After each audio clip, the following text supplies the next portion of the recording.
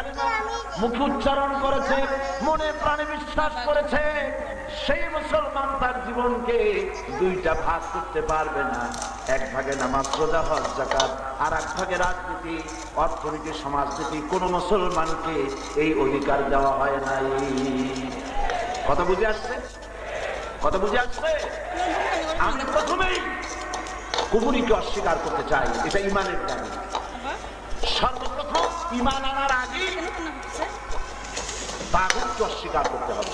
ইমান আনার আগে কুফরি করতে হবে, ইমান আনার আগে কুফরি করতে হবে, অস্বীকার করতে হবে। কাকে? তাগুত। আল্লাহ শিখাচ্ছে فَمَنْ يَكْفُرْ بِالطَّاغُوتِ وَيُؤْمِنْ بِاللَّهِ فَقَدِ اسْتَمْسَكَ بِالْعُرْوَةِ الْوُثْقَى لَا انفِصَامَ لَهَا।